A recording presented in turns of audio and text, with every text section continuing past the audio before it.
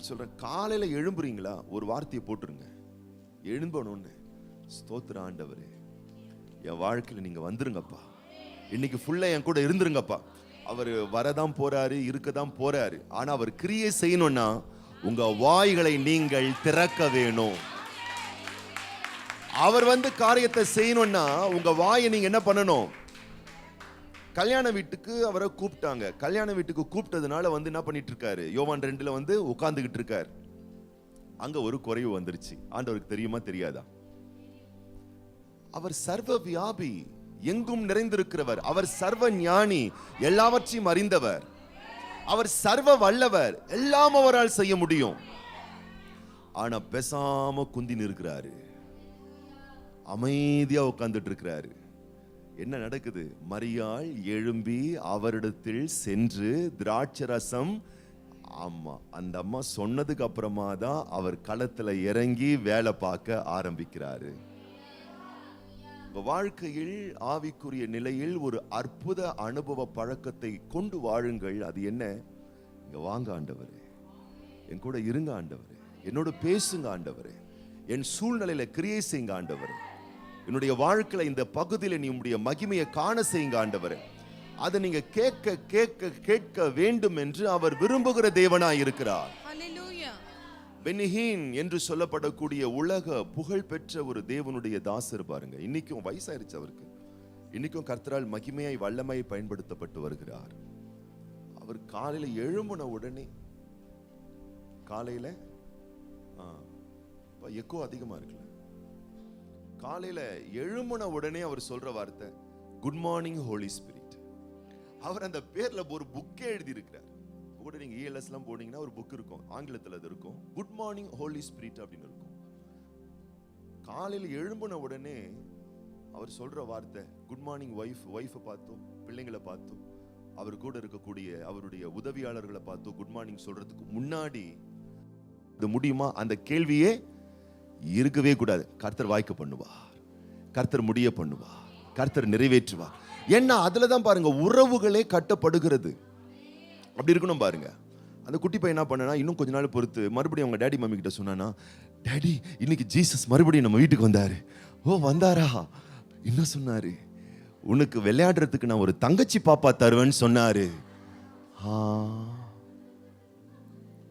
இப்ப அவங்க அப்பா அம்மா நம்ப ஆரம்பிச்சிட்டாங்க. ஃபர்ஸ்ட் நம்ம நம்பல, அவங்க இப்ப நம்ப ஆரம்பிச்சிட்டாங்க. அதே மாதிரி அடுத்த வருஷத்துல ஒரு தங்கச்சி பாப்பா வந்துருச்சு. அந்த கபடற்ற இருதயம், அந்த கலங்கமற்ற மனம் எப்படி ஆகும்னு தெரியாது, ஆனால் தேவனால் ஆகும், தேவனால் முடியும், தேவன் முடிய பண்ணுவார் என்ற அந்த உறுதித்தன்மை. மருத்துவ அறிக்கையின்படி அது சாத்தியம் அல்ல, அறிவியல் சட்ட ரீதியாய் அது சாத்தியம் அல்ல. ஆனா விசுவாசிக்கக்கூடிய தேவ பிள்ளைகளுக்கு எல்லாம் சாத்தியமே. 90 வயது கர்ப்பம் செத்து போன ஒரு சாராளுடைய கர்ப்பப்பையில் குழந்தை பிறப்பது அறிவியல் ரீதியாக சாத்தியம் அல்ல. ஆனால் எபிரேயரின் புஸ்தகம் 11ஆம் அதிகாரம் 11ஆம் வசனம் சொல்லுகிறது, அவள் கர்ப்பம் செத்து போயிருந்தாலும், அவளுடைய சரீரம் செத்து போயிருந்தாலும், அவளுடைய உள்ளத்திலே களங்கமற்ற கபடற்ற விசுவாசம் இருந்ததனால, விசுவாசத்தினாலே சாராளும் வாக்குத்தத்தம் பண்ணினவர் உண்மையுள்ளவர் என்று எண்ணி கர்ப்பம் தரிக்க பலனடைந்து வயது சென்றவளாயிருந்தும் பிள்ளையை பெற்றார். இது எப்படி சாத்தியமாகுது? இது அறிவினால ஞானத்தினால வர்ற விஷயம் இல்ல, இது விசுவாசத்தினால வர்றது. விசுவாசம் என்ன? கபடே இல்லாம, களங்கமே இல்லாம, மாயமற்ற உள்ளத்திலிருந்து வெளிப்படுகிற ஒரு விஷயம். கைகளை உயர்த்தி ஆண்டவருக்கு நேராக, ஆண்டவர் கேள்விகளை எழுப்பாமல், சந்தேகப்படாமல், என் தேவனால் எல்லாம் செய்ய முடியும் என்ற ஒரு ஆழமான ஒரு நம்பிக்கையை, ஒரு ஆழமான ஒரு இருதயத்தின் விசுவாசத்தை. அதனால்தான் ஆண்டவர் சொல்றாரு, ஒரு கடுகளவு விசுவாசம், ஒரு சின்ன விசுவாசம் தான், ஆனா அதுல ஒரு பூரணம், அதுல ஒரு பூர்த்தி, அதுல ஒரு நிறைவு, அதுல ஒரு சம்பூர்ணம் உங்களுக்குள் இருக்குமே. ஆனால் உங்கள் ஜெபங்களுக்கு மிகுந்த ஒரு மேலான ஒரு பெரிய ஒரு பலன், ஒரு பதில் அது நிறைவாகவே உண்டாகும். எத்தனை பேர் ஆமென் சொல்றோம்? வாழ்க்கையில பல தடைகளை நீங்க பாக்குறீங்களா? ஆண்டவரே அந்த தடைகள் மேல் அசைவாடுங்க. வாழ்க்கையில ஒரு ஸ்டெப் எடுத்து வைக்க முடியாத அளவுக்கு பல போராட்டங்கள் இருக்கிறதா? நான் சொல்றேன், அசைவாடுங்க ஆவியானவரே. அந்த தடைகள் மேல அசைவாடுங்க ஆவியானவரே. அந்த எல்லா பிரச்சனைகள் மேல் அசைவாடுங்க. நீங்க கூப்பிட கூப்பிட, நீங்க சொல்ல சொல்ல, ஆலேலூயா ஆலேலூயா. மனிதன் கூட வந்து கிரியை செய்ய மாட்டான், ஆனால் மகத்துவமான தேவன் இறங்கி வந்து கிரியை செய்ய வல்லவரா இருக்கிறாரே. கூப்பிடுகிற காக்கை குஞ்சுகளை போஷிக்கிற ஆண்டவர் அவைகளை பார்க்கிலும் விலையேற பெற்ற உங்களுடைய கூக்குரலுக்கு இறங்குவதற்கு அவர் மிகுந்த வல்லவரா இருக்கிறதுனால தடைகள் எங்கே? தடைகள் எங்கே? தடைகள் நம்ம மனசுல தான். நம்ம நினைச்சுக்கிட்டு இருக்கோம், இல்ல அவங்க தடுக்கிறாங்க, இவங்க. நான் சொல்றேன், 1000 பேர் தடுக்கட்டும், ஏன் அரசாங்கமே தடுக்கட்டும், உங்க மேல இருக்கக்கூடிய எவ்வளவு பவர்ஃபுல்லான ஆட்களும் தடுக்கட்டும். ஆனா உங்களுக்குள்ள மட்டும் உறுதியா ஆண்டவர் தடையை மாற பண்ண வல்லவர் என்ற ஒரு உறுதித்துவம்.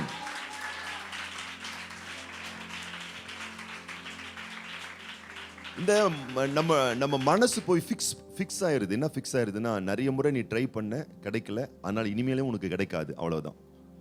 நிறைய முறை அவங்க வந்து தடுத்தாங்க, இந்த முறையும் தடுத்துருவாங்க, அவ்வளவுதான் அப்படின்னு சொல்லிட்டு இந்த மைண்டு போய் என்ன ஆயிருதுன்னு கேட்டீங்கன்னா, ஸ்ட்ராங்கா தடுத்துறதுனால என்ன ஆகுதுன்னு கேட்டீங்கன்னா, நம்மளால ஆண்டவருடைய வார்த்தையின் மேலும் வசனத்தின் மேலும் இன்னும் உறுதியான ஒரு நம்பிக்கை நம்மளால வைக்க முடியல. 75வது வயதுல ஆண்டவர் ஆபிரகாமை பார்த்து சொல்லுகிறார், உன் சந்ததியை நான் பெருக பண்ணுவேன். எத்தனை வயசுல சொல்றாரு? 75ல. குழந்தை பிறக்கிறதுக்கு 1 வருஷம் எடுத்துக்கலாமா? சரி, 76ல சந்ததி வந்திருக்கணும்ல. 76ல வரல, 78ல வரல, 79ல வரல, சரி 89லயும் வரல. நாட்கள் ஆக ஆக ஆக ஆக ஆக நல்ல யோசிங்க, நம்முடைய விசுவாசம் குறைய ஆரம்பிக்குது. ஆனா ஆபிரகாமுக்கு நாட்கள் ஆக ஆக ஆக ஆக விசுவாசத்திலே வலிமை உள்ளவனாய் மாறினான். நல்லா புரிஞ்சுக்கணும், தேவ பிள்ளைகள் வாழ்வில் ஒரு தடை வருதுன்னா நீங்க உணர்ந்து கொள்ள வேண்டிய, உள்வாங்க வேண்டிய ஒரு விஷயம், நான் நினைச்சதை விட மிக சிறந்த ஒரு காரியம் நடக்க போகுது, ஆகவே நான் இன்னும் அதிகமாய் விசுவாசிக்க வேணும். நீங்க என்னைக்கும் நான் சொல்றேன் பாருங்களேன், பக்கத்தில் இருக்கிற யாரோட உங்களை ஒப்பிட்டு பார்க்கவே பார்க்காதீங்க. அவங்க உயரம் வேற, உங்க உயரம் வேற. அவங்க நிறம் வேற, உங்க நிறம் வேற. அவங்க முகம் வேற, உங்க முகம் வேற. அவங்க தலைமுடி வேற, உங்க தலைமுடி வேற. ஆண்டவர் உங்களை தனித்தன்மையா படைச்சிருக்காருன்னா, தனித்தன்மையான காரியங்களை உங்களுக்காக தேவன் ஏற்படுத்தி வச்சிருக்காரு. ஆமா, அவங்களுக்கு நடக்கல, அவங்களுக்கு முடியல, அவங்களுக்கு ஆகலன்றதுனால உங்களுக்கும் அப்படி ஆயிரும்ன்ற காரியம் அல்ல. நீங்க ஆயத்தமாயிட்டு வெளியே போறீங்க, பூனை குறுக்குல போகுது. வண்டியில போறீங்க, பூனை குறுக்குல போகுது. மனசு என்ன சொல்லுது? தண்ணி குடிக்க சொல்லுது. வீட்டுக்கு போய் தண்ணி குடிச்சிட்டு போன்னு சொல்லுது. இல்லைன்னா கொஞ்ச நேரம் நின்றுட்டு போன்னு சொல்லுது. என்ன திருன்னு பாக்குறீங்க? சொல்லுதா இல்லையா? சொல்லுதே.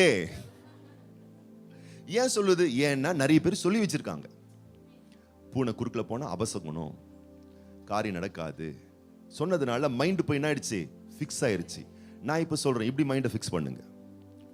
ரோட்ல டிராவல் பண்ணும் போதோ வெளியே போகும்போது பூனை குறுக்குல போச்சுன்னா இப்படி ஃபிக்ஸ் பண்ணும். பூனை ஏன் குறுக்குல போகுது? பூனை ஏன் போகுது? நான் ஒரு விஷயமா வேற வழியா போறேன், அது வேற விஷயமா வேற வழியா போகுது, அவ்வளவுதான், முடிஞ்சு போச்சு. இப்படி ஃபிக்ஸ் பண்ணீங்கன்னா, நான் ஒரு விஷயமா போறேன், அது ஒரு விஷயமா போகுது, அவ்வளவுதான், முடிஞ்சு. இதுக்கு முன்னோர்கள்லாம் சொன்ன விஷயத்தெல்லாம் மைண்ட்ல போட்டு ஏத்தி வச்சுக்கிட்டு உடனே நம்ம கம்பேர் பண்ணிடக்கூடாது. பத்தியா, வீட்டுல இருந்து புறப்படும் போதே கரெக்டா அப்பதான் ஒரு நாய் துரத்துரும் உங்களை. பஸ் ஸ்டாண்ட் அப்பதான் கொஞ்சம் பஸ் ரொம்ப லேட் ஆகும். அந்த போற காரியம் கொஞ்சம் சக்சஸ்ஃபுல்லா கம்பேர் பண்ணிப்போம். பூனை குறுக்குல வந்துச்சுல, அப்பவே மனசு சொல்லிச்சு வீட்டுல போய் தண்ணி குடிச்சிட்டு போன்னு.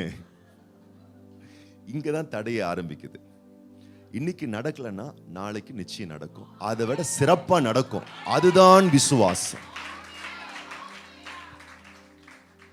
அப்ப தேவ பிள்ளைகள் ஒரு விஷயங்களை ஸ்ட்ராங்கா ஃபிக்ஸ் பண்ணும் மைண்ட்ல. என்னன்னா, தேவனிடத்தில் அன்பு கூறுகிற எனக்கு, நம்புகிற எனக்கு ஏதோ ஒண்ணு இல்ல, எல்லாமே நன்மைக்கு ஏதுவாகவே நடந்துகிட்டு இருக்கு. அப்போ தடைகள் நடக்கல, காலதாமதம், இது வந்த உடனே ஃபெய்த்தை விட்டுறக்கூடாது. இப்போதான் விசுவாசத்துல இன்னும் ஸ்ட்ராங்கரா மாறணும். 75ல கிடைக்கல, 76ல கிடைக்கல, 77, 78, 79, 90 நம்மளா இருந்தா என்ன பண்ணிடுவோம்? எல்லாம் முடிஞ்சு போச்சு, குழந்தை பிறந்துன்னா. தேவ பிள்ளைகள் ஒரு நாளும் அப்படி பேசவே கூடாது. அல்லேலூயா. அப்படி நீங்க பேசினாலே அன்னைக்கே உங்களுக்கு நீங்களே ஆப்பு வச்சுக்கினீங்கன்னு அர்த்தம். அல்லேலூயா. தேவ பிள்ளைகள் எப்பொழுதுமே முடியும்னு தான் பேசணும், நடக்கும்னு தான் பேசணும், அமையும்னு தானே பேசணும். ஏன்னா குறைவானது ஒரு நாளும் குறைவை புறம்பே தள்ளாது, நிறைவானதுதான் குறைவானதை ஒழிய பண்ணும். நான் எவ்வளவு பாதிக்கப்பட்டேன், எவ்வளவு சோதிக்கப்பட்டேன், எவ்வளவு பாடுபட்டேன், எவ்வளவு கஷ்டப்பட்டேன், எவ்வளவு நிந்திக்கப்பட்டேன், எவ்வளவு அவமானப்பட்டேன், இதையே யோசிச்சு யோசிச்சு யோசிச்சு யோசிச்சு சிந்திச்சுக்கிட்டு இருந்தீங்கன்னா அது ஒரு நாளும் உங்கள் வாழ்வில் வெற்றியை தராது. இந்த வருஷம் மட்டுமே எத்தனை சோதனையை ஜெயிச்சிருக்கிறேன், இந்த வருஷம் மட்டுமே எத்தனை கடனை அடைச்சிருக்கேன், இத்தனை வருஷம் மட்டுமே எத்தனை விபத்துல இருந்து பாதுகாக்கப்பட்டிருக்கிறேன், இந்த வருஷம் மட்டுமே எத்தனை வேதனைகளை, எத்தனை வியாதிகளை, எத்தனை பிரச்சனைகளை நான் ஜெயிச்சு வந்திருக்கிறேன். சிந்திச்சு பாருங்க. எண்ணி முடியாத நன்மைகளை நீங்கள் உங்கள் வாழ்வில் பெற்றிருக்கிறீர்கள். அப்படி யோசித்து பாருங்க, அப்படி சிந்திச்சு பாருங்க. அதுதான் நிறைவானது. நிறைவானது வரும் பொழுது குறைவானது ஓடி போகும்.